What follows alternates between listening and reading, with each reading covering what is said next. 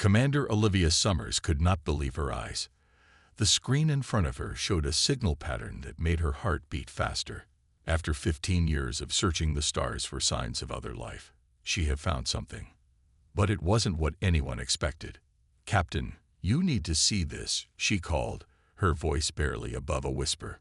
Captain Frank Rivera walked across the bridge of the exploration ship Horizon. The large viewing window showed the stars around them, bright and clear without Earth's atmosphere to dim them. "What have you found, Commander?" he asked, leaning over her shoulder to look at the screen. "A signal, sir, but it's strange." Olivia pointed to the wavelength pattern. "It's using old Earth encoding. Very old." Frank's eyebrows went up. "Human. Out here. We're the first ship to reach this sector." "That's what makes it strange, sir. According to the timestamp embedded in the signal, it's over 40,000 years old." A heavy silence fell over the bridge. The other crew members stopped what they were doing and turned to listen. "That's impossible," Frank said finally. "Humans only started space travel 20,000 years ago." Olivia nodded. "I know, but the signal is definitely human. I've checked it 3 times. Lieutenant Gregory Nelson, the ship's historian, joined them at the console. His eyes widened as he looked at the data. "May I?" he asked, gesturing to the keyboard. When Olivia nodded, he typed quickly, running the signal through various filters. "The encoding matches 21st century Earth protocols exactly," he said after a moment. "This is not a natural phenomenon. Someone sent this message." "What does it say?" Frank asked. Olivia pressed a button, and a simple audio file played through the bridge speakers. A human voice, clear despite its age, spoke a single word repeated in several languages. "Run, run, run." The word echoed in the silence that followed. "Could it be a lost colony ship?"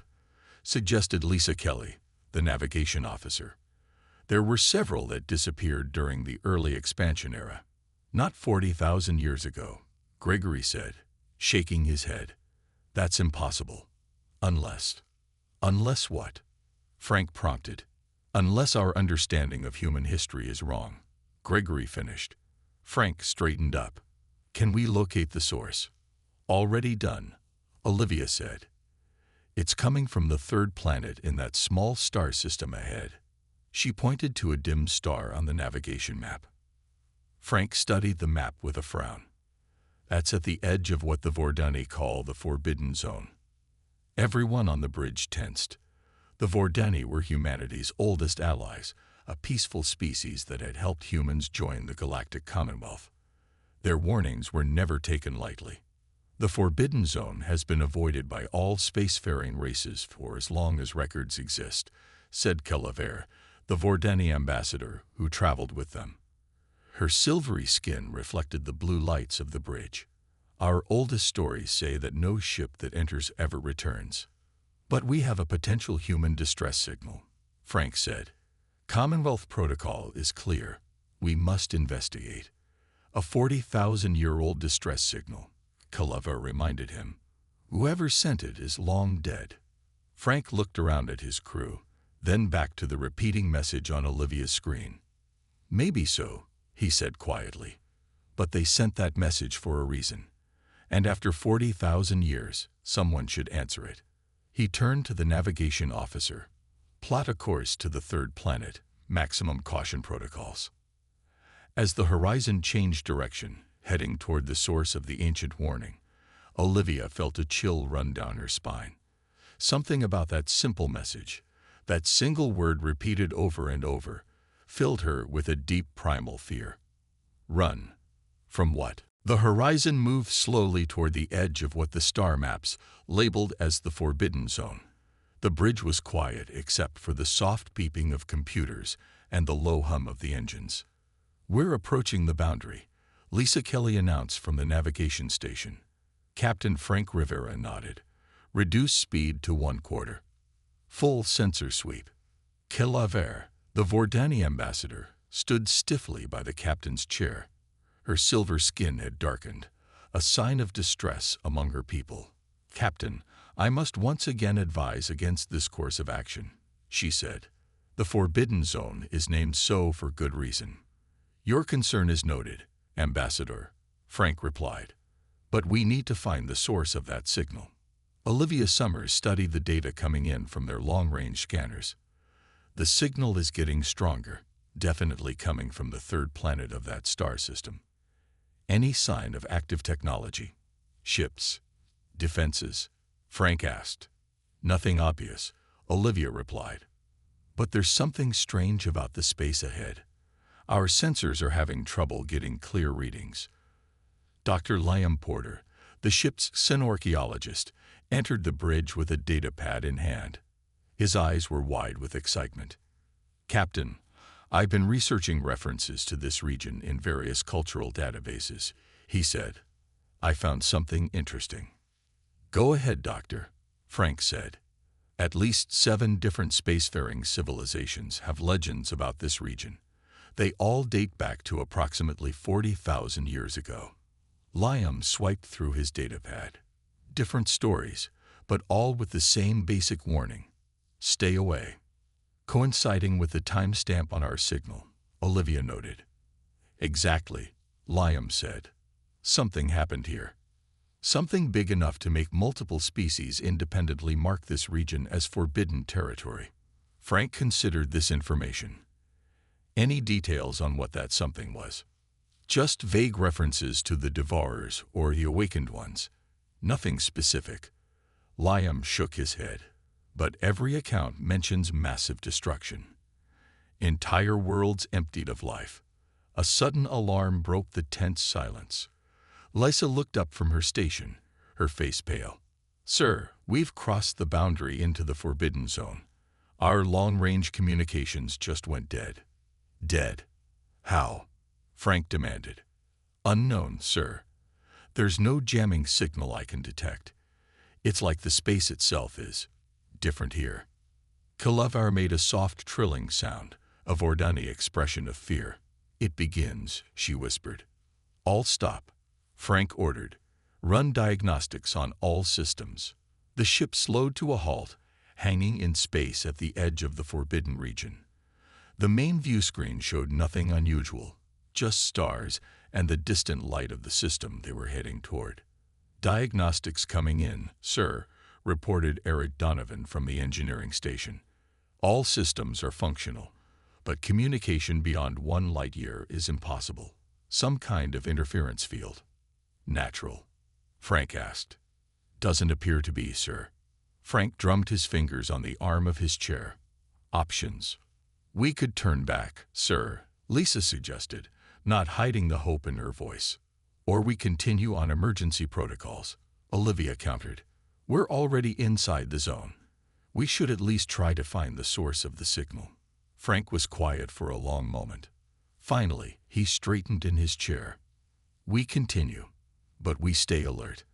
At the first sign of active threat, we retreat immediately. As the horizon resumed its course, the sensors began to pick up more details about the third planet in the system ahead. I'm getting surface readings now, Olivia reported. The planet shows signs of. I don't believe this. What is it? Frank asked. Massive destruction on a planetary scale, she said quietly. Blast patterns consistent with high-energy weapons, and artificial structures, ruins of what was once a major settlement. Human? Frank asked. Olivia looked up, her face grim. The architecture matches early human colonization designs, but according to these readings, it was destroyed over 40,000 years ago. The crew exchanged uneasy glances as the implications sank in. How could humans have been here that long ago? Gregory Nelson wondered aloud. We're going to find out, Frank said, his voice firm. Prepare a landing team. The landing shuttle cut through the thin atmosphere of the dead planet. Commander Olivia Summers checked her environment suit one last time as they approached the surface. Outside the shuttle windows, a barren landscape stretched in all directions. What might have once been a green world was now nothing but dust and stone. Radiation levels are within safe limits, reported Dr. Samantha Wells, the team's technology specialist. but I recommend keeping suits sealed at all times." Captain Frank Rivera nodded. He had insisted on leading the landing team himself, despite protests from his officers. "Remember, we stay together. No wandering off." The shuttle landed with a soft thud near the largest cluster of ruins. As the team stepped outside, they were met with an eerie silence. No wind, no sounds of life. Just the crunch of their boots on the dusty ground. "These are definitely human-made structures," said Dr. Liam Porter, scanning the nearest building with his handheld device. "The design matches Earth's early colony architecture from the expansion era." "But that was only 15,000 years ago," Olivia said, looking around in confusion. "How could this be 40,000 years old?" They moved carefully through the ruins. Buildings were crushed and melted in ways that spoke of incredible violence. Whatever had happened here had been sudden and overwhelming. "Look at this," called Heather Brooks, the security chief. She pointed to a half-buried sign with faded lettering. Liam knelt beside it, brushing away the dust. "Outpost Prometheus," he read aloud, his voice filled with disbelief. This is impossible." "What is it?" Frank asked. Outpost Prometheus was humanity's first attempt to establish a presence beyond our home galaxy, Liam explained. It was launched before modern faster-than-light travel was developed. The mission was considered lost when all contact ended after their initial landing message. "How long ago was this mission launched?" Frank asked. "According to historical records, about 43,000 years ago," Liam said. A heavy silence fell over the team as they processed this information. The timeline matched perfectly with their ancient warning signal. "So our history books were wrong," Olivia said slowly. "Humans achieved interstellar travel much earlier than we thought." "We need to find their command center," Samantha suggested. "If anything survived, that's where it would be." They moved deeper into the ruins, following what appeared to be a main street. Eventually, they came to a large, partially intact building with reinforced walls. Unlike the other structures, this one showed signs of intentional protection. Blast doors and what looked like military-grade shielding. "This was built to last," Heather observed, examining the doorway. "And look, the door isn't broken in. It's blown outward, like someone was trying to get out, not in." They entered cautiously. Inside was dark and still. Their flashlights cut through layers of dust, revealing control panels and computer stations. "Some of these systems might still be operational," Samantha said excitedly. She approached what appeared to be the main terminal. The Prometheus mission used quantum storage devices. They were designed to last centuries. After several minutes of work, Samantha let out a triumphant cry. "I've got it. The system is coming online." The ancient screens flickered to life, casting a blue glow over their faces. Data began scrolling across the displays. "These are logs," Olivia said, leaning closer. "Records of the colony." The team gathered around as Samantha accessed the files. They showed images and videos of a thriving colony, hundreds of people building homes, planting crops, exploring their new world. The colony had survived and flourished for years after landing. "So what happened to them?" Frank asked the question they were all thinking. Samantha brought up the final entries in the colony log. The last video showed a woman with tired eyes and a grim expression. Her name appeared at the bottom of the screen. Colony Director Laura Bennett. "They found something," Olivia whispered as they watched the recording begin to play. "Something in the planet's deep crust." Laura Bennett's voice came through clearly despite the passage of 40,000 years. "If anyone receives this, stay away. They're coming. Run." The landing team stared at the screen as Laura Bennett's warning faded away. Her final words hung in the air like a dark cloud. "Play the previous entries," Captain Frank Rivera ordered. Samantha Wells nodded and tapped on the ancient console. The screen flickered, showing earlier log entries. The team watched in silence as the story of Outpost Prometheus unfolded before their eyes. 2 years after landing, science team reports unusual readings from deep scan. Olivia Summers read aloud from one entry. Something buried 3 miles beneath the surface. The next video showed a man with excited eyes. His name appeared on the screen. Daniel White, lead scientist. We've detected a large artificial structure beneath the surface, Daniel reported in the video. It's definitely not natural and definitely not human. We're organizing an excavation team. More entries followed, showing the colony's efforts to reach the buried object. Then came footage of their discovery. A massive chamber filled with thousands of strange pods.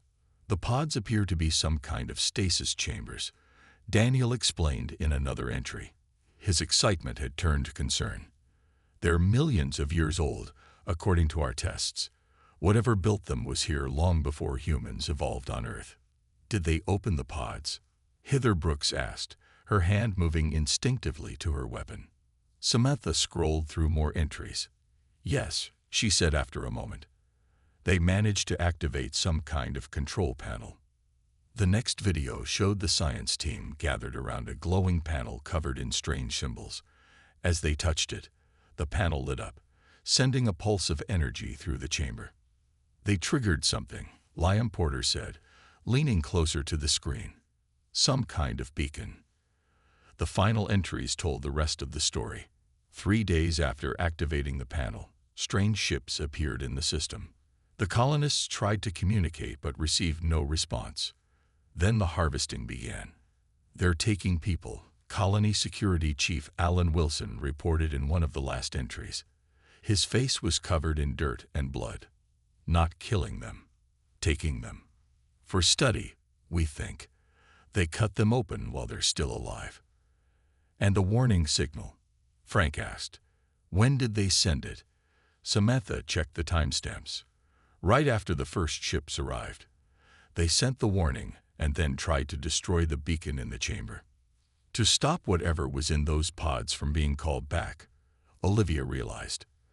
The colonists sacrificed themselves trying to warn others. But what was in the pods? Liam wondered.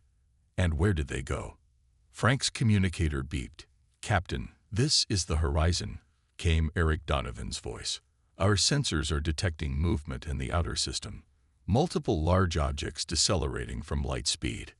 The team exchanged alarmed looks. What kind of objects? Frank demanded. Unknown design, sir, but they're big. Really big. And they're heading straight for this planet. Prepare for immediate evacuation. Frank ordered.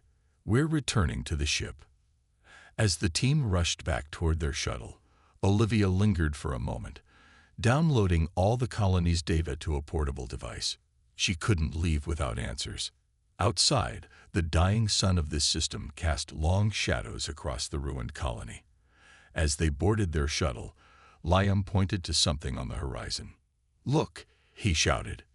In the distance, the ground was moving. A massive section of earth had lifted up, revealing a dark opening beneath. From this pit, strange forms were emerging, shimmering, semi-transparent shapes that seemed to shift between solid and vapor. The pods weren't empty because their occupants left, Heather said, her voice tight with fear. They were empty because whatever was inside was released 40,000 years ago. And now they're coming back. Olivia whispered. That's what the warning was about. The shuttle's engines roared to life as the pilot initiated emergency takeoff procedures. As they climbed into the sky, Olivia looked down at the ruins of Outpost Prometheus. The shimmering forms were spreading across the landscape, moving toward the signal coming from the ancient chamber. The colony's final warning suddenly made perfect sense. The shuttle raced toward the horizon, pushing its engines beyond safe limits. Inside, the landing team held on tight as the small craft shook violently. Horizon, this is Captain Rivera. Emergency docking requested. Prepare for immediate departure from the system, Frank said into his communicator. Understood, Captain, came the reply. Docking bay is ready. But, sir, you need to see this. When they finally reached the ship and rushed to the bridge, they found the crew staring at the main view screen in silence. The image showed enormous vessels entering the star system. Unlike any ship design in Commonwealth records, these craft seemed to be constantly changing shape, their surfaces flowing like liquid metal. "How many?" Frank asked, taking his place in the command chair. "7 so far, sir," Lisa Kelly replied from the navigation station. "All at least 20 times larger than the horizon." "Have they spotted us?" "I don't think so. They're focused on the planet." On the screen, they watched as the alien vessels positioned themselves around the dead world. Long, tendril-like structures extended from each ship, reaching down to the planet's surface near the ruins of Outpost Prometheus. "They're collecting them," Olivia realized, her voice barely above a whisper. "The entities we saw emerging from the ground." "The awakened ones," Kalavar said. The Vordani ambassador's silver skin had turned almost white with fear, just as our oldest stories warned. Frank made a quick decision. "Stealth protocols. All non-essential systems offline. We're going to slip away while they're distracted." The horizon's lights dimmed as the ship powered down to minimal operations. The engine switched to silent running mode, using only enough power to slowly move away from the planet. "Lieutenant Martinez, I want visual observation only," Frank ordered. "No active scans." Julia Martinez nodded and activated the ship's stealth observation platform. The platform extended from the hull, its cameras providing high-resolution images without emitting detectable energy. "Zooming in now," Julia said. The screen showed a closer view of one of the tendrils reaching the planet's surface. The shimmering forms they had seen earlier were now climbing these tendrils, moving up toward the waiting ships. "What are they?" Dr. Liam Porter asked, leaning forward to study the images. "They don't seem fully physical," Julia observed. "They shift between states, sometimes solid, sometimes like gas or energy." The team watched in silence as thousands of the entities returned to the alien vessels. It was like watching water flow upward. "They don't perceive reality the way we do," Olivia said, reviewing the data she had downloaded from the colony. "According to Dr. White's notes, they exist in multiple dimensions simultaneously.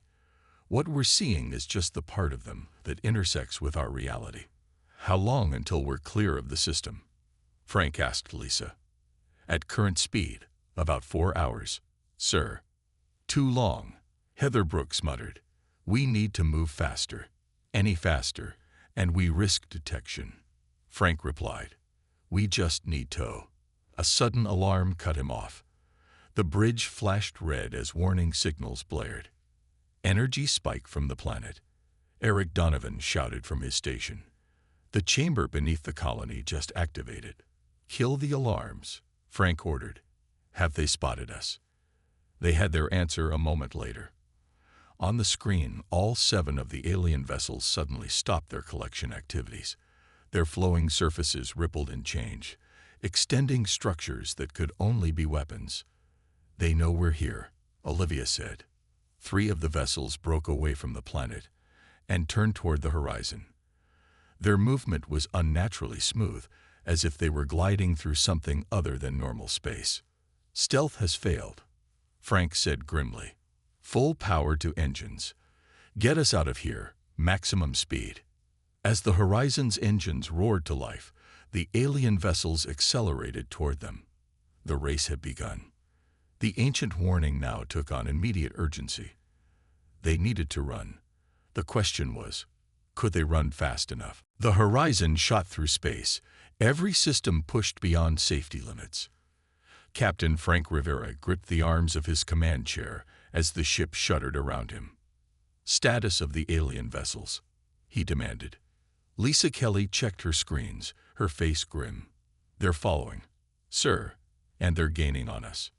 On the main view screen, the 3 alien ships were clearly visible, their strange fluid-like forms stretching and compressing as they moved. They showed propulsion capabilities far beyond anything in the Commonwealth fleet. "Engineering, I need more speed," Frank called. "We're already at 110% of rated capacity, Captain," Eric Donovan replied, his voice strained. "I've diverted power from life support reserves, but we can't maintain this for long." Frank turned to Olivia. What else did you learn from the colony data? Any weakness these things might have? Olivia was frantically searching through the files she had downloaded. The colonists didn't have much time to study them. But there's something here about their communication method.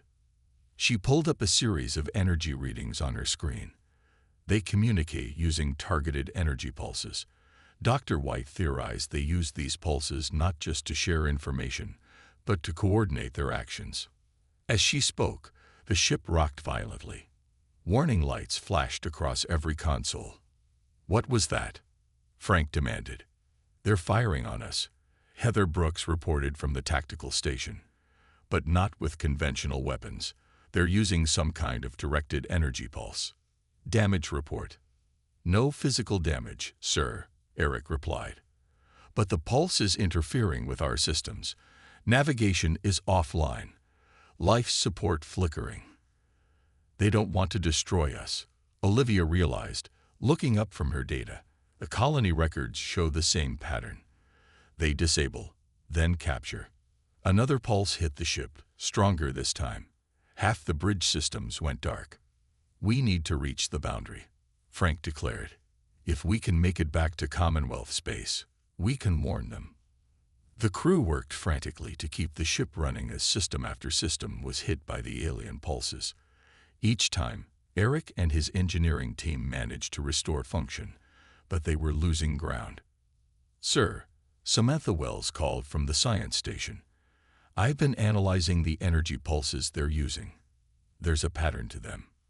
She displayed a visual representation on her screen, complex waves that shifted and repeated.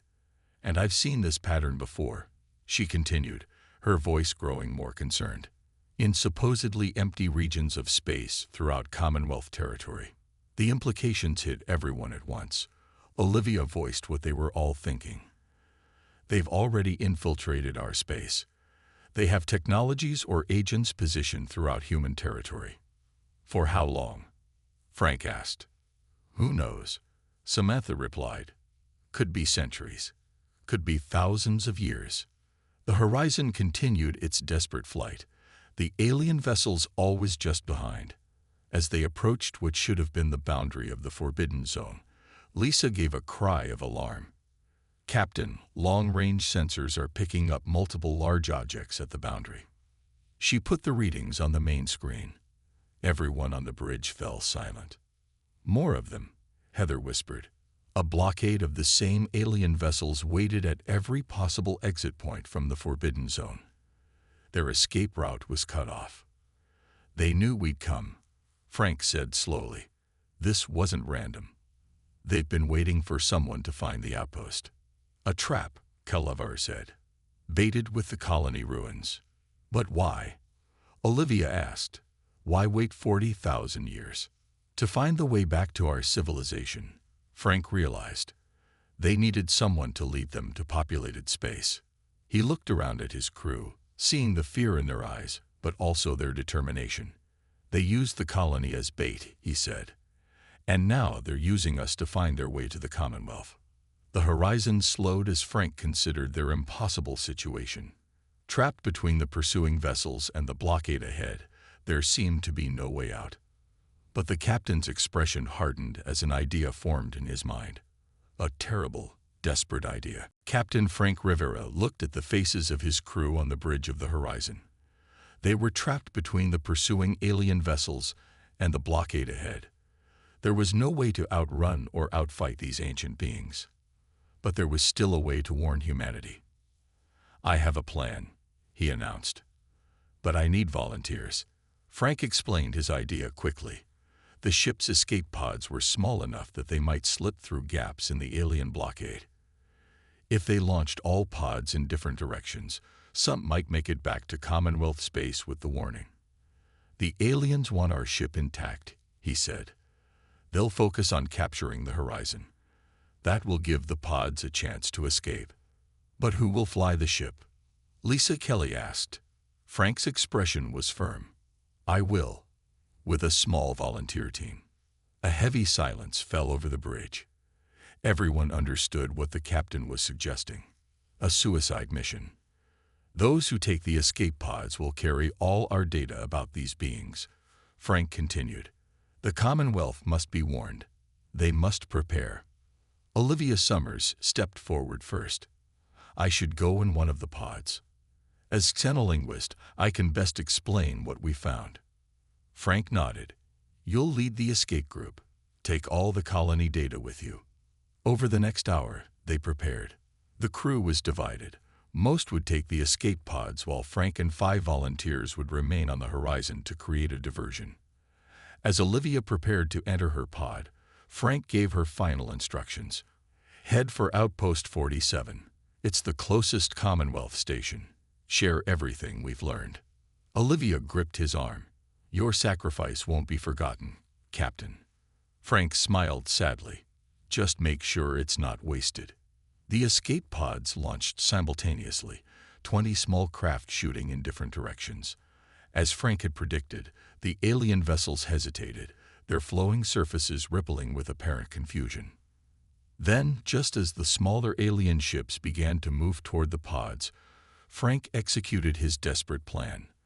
All power to engines, he ordered his small remaining crew. Set course directly for the largest alien vessel.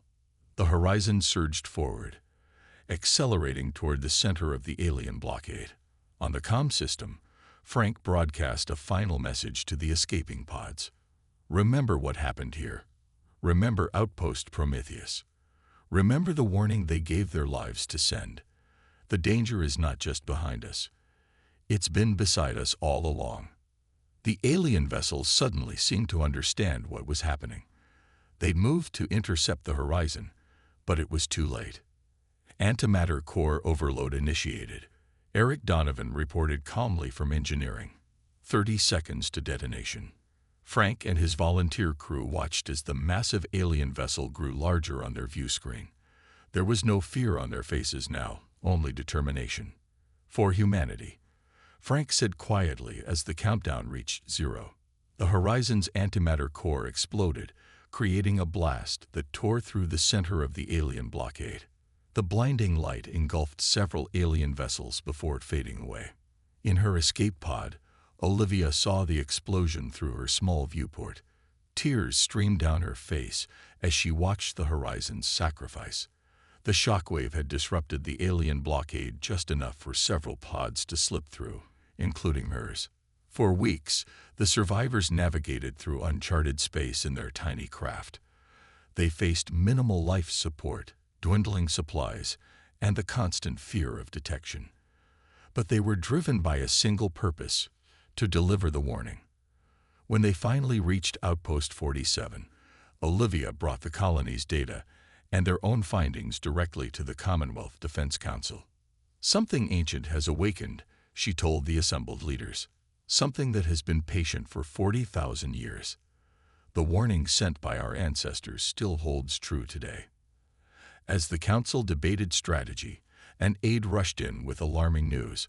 Multiple unknown signals were appearing simultaneously across Commonwealth space.